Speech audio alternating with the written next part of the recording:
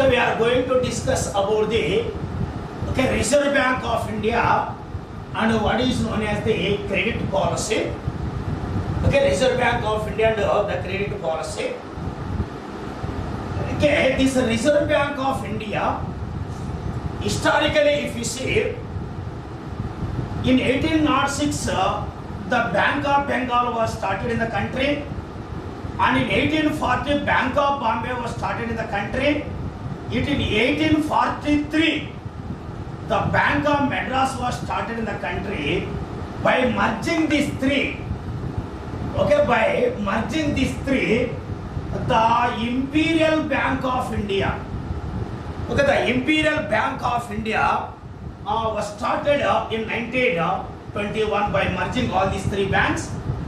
So, but when there was an economic crisis in 1929-30s, 1929-30s, so there was a great economic depression. So, because of this great economic depression, all the country's economic condition was destroyed. So, to come out the recovery of that economy, British government want to establish one central level controlling authority to study that one. So in 1931, Hilton Young Committee was appointed. So based on this Hilton Young Committee recommendation, so 1933 Central Bank, for the establishment of the Central Bank, one bill was started by the British government. Based on 1933 bill, that bill was introduced in our parliament. So it was passed by the parliament. So that bill was enacted by in 1934 after the approval of the Governor General in 1934. So this became a Central Bank Establishment Act, so which is popularly known as RBI Act. Okay, RBI Act. Based on this act, so April 1st, 1935, RBI was established. So when it was established in 1935, initially the headquarters was from 1935 to 37. So it was there at Calcutta. So in 1937, it was shifted to Mumbai. Okay, so actually when it was started RBI, it was started in the private sector. But in 1949, January 1st, so it was nationalized. So RBI was nationalized in what is called so in 1949, January 1st, it was nationalized.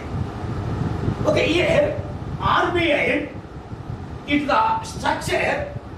We have one governor and we have 4 deputy governors up to. So this one governor plus 4 deputy governors, these 5 directors may be known as what is known as permanent directors in the RBI. They will continue their economic activities. All the functions of the RBI, so they will look after. Okay, at present, our RBI governor is Shaktikant Das at present. So he is the RBI governor, and there are the 4 deputy governors.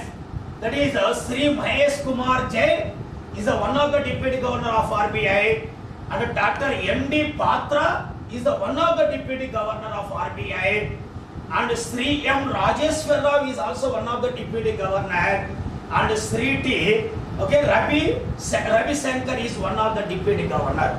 So at present we have these 4 deputy governors and this governor. So RBI governor is the topmost officer in the RBI. Topmost officer in the RBI. So that's why he is known as the head of the RBI. Okay, head of the RBI. This RBI was established in the country to have some important functions. So like these functions actually, whatever the RBI doing the functions, these functions may be divided into 2 categories like traditional functions and what is known as the development functions. traditional functions and development functions. So all these are the traditional functions. Like the issue of the currency is one of the most important functions of the RBI. Okay, here RBI to issue the currency. Okay, to issue the currency before 1947. Okay, before 1957, RBI was followed proportional system. Okay, proportional system was started by RBI when before 1957. So according to this proportional system, how much currency want to print by the RBI, that much equal ratio of the gold should be reserved with the RBI. Okay, the gold reserves and the currency, the both should be in the equal ratio. So that is called a proportional system. So it was followed, RBI was followed this formula before 1957 to issue the currency. But from 1957 onwards, okay, from 1957 onwards, we are following the minimum reserve system. Okay, we are following the minimum reserve system to issue the currency by our RBI. Okay, according to this minimum reserve system,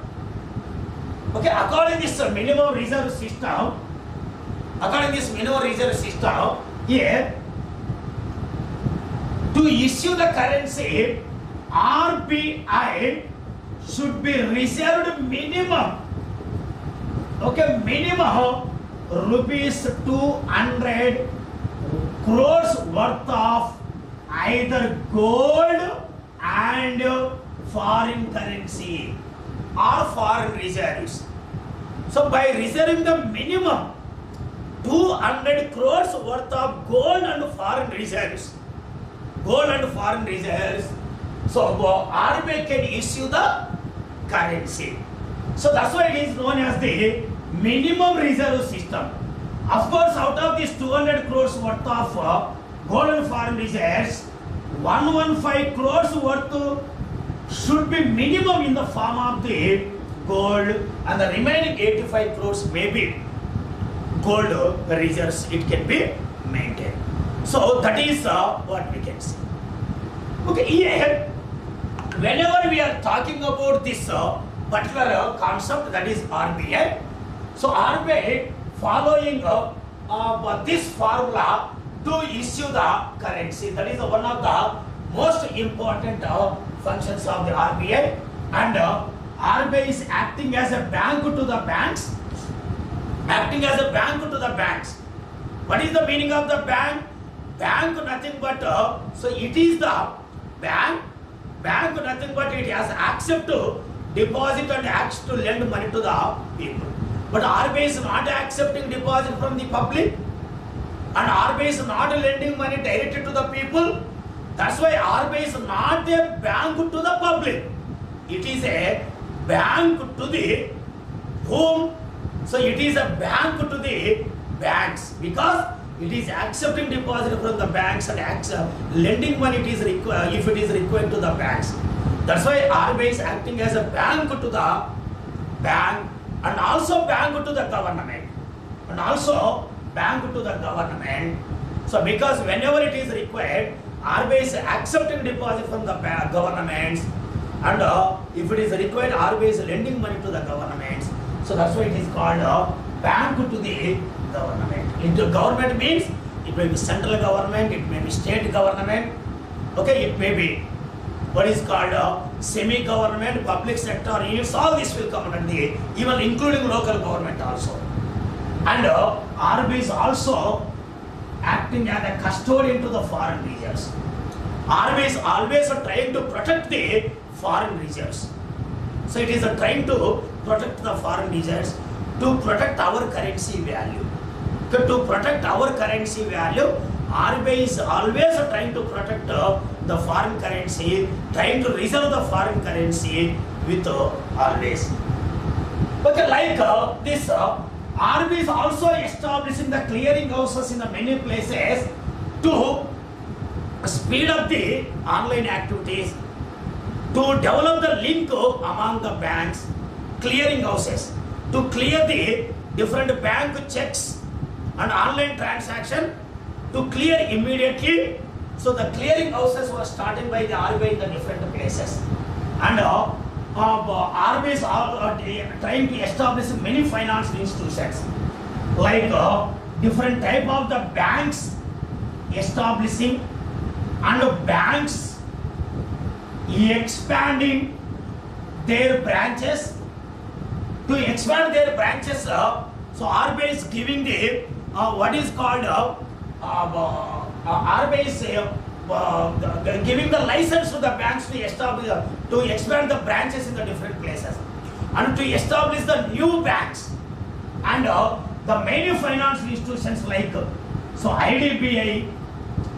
RBI's role is more in the establishment of IDBI, like NABARD, like SIDBI, like Exim Bank, like Mudra Bank. Okay, all these type of the banks were established, financial institutions was established by the RBI to provide the financial assistance for the different sectors. For example, SIDBI, Small Industrial Development Bank, it was started in 1990. So it was started RBI to provide the financial support for the small scale industries.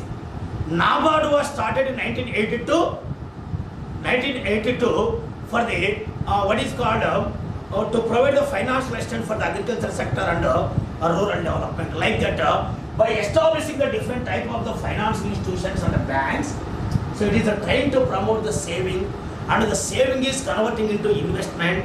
Through investment, RBI is trying to develop our economy.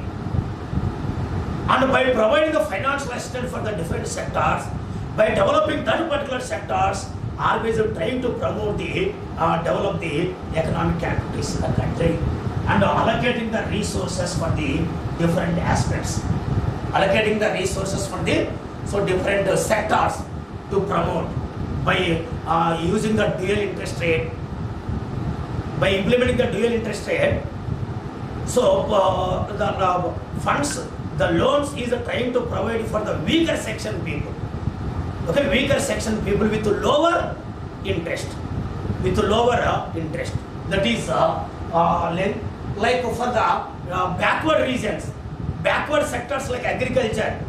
So RBI, based on the RBI direction only, the banks are providing the loans to the agriculture sector and small scale industries for the research and development. Okay. So research and development and remaining aspect with lower interest and without interest and all. So like that, by allocating the resources for the different sectors, our RBI is trying to promote our economy. So these last two, we can say the development functions. Because of these functions, RBI is trying to develop our country, trying to develop our economy. It is involving the promotion of our economy. So that's why these last two, we can say that, so they are the development functions, what we can say. Okay, development functions. So at the same time, RBI is doing one of the most important function called credit policy. This credit policy is also known as the monetary policy. Okay, credit policy or the what is called monetary policy. Credit policy, it is to control the credit. By controlling the credit, RBI is trying to control the money supply. By controlling the money supply, RBI is trying to control the inflation. So the main objective of this credit policy or monetary policy, main objective. So what is the main objective? Control credit. Okay, control money supply. MS nothing but money supply. control inflation. Okay, inflation. By controlling the inflation, RBI is trying to stabilize the economy. Okay, to stabilize the economy by controlling the inflation, RBI is announcing this credit policy. This credit policy is also known as the monetary policy. Okay, these are the instruments of the monetary policy. Bank rate is one of the instrument of the credit policy. Repos is one of the instrument of this credit policy, and cash reserve ratio is one of the instrument of the credit policy. Statutory liquidity ratio is one of the what is called statutory liquidity ratio (SLR) is one of the instrument of the credit policy, and open market operations is also one of the instrument of the what is called this policy. So here, particularly these policies, okay, bank rate is nothing but it is a interest rate. Okay, interest rate. It is a collecting by RBI from the banks where it is lending money to the commercial banks. So here at present we have RBI decided 4.5% bank rate. So this bank rate, suppose if there is a inflation in the country, RBI will try to increase the bank rate. Okay, will try to increase the bank rate. If there is a crisis in the country, RBI will decrease the bank rate. Okay, so by decreasing the bank rate, RBI will try to promote the economy.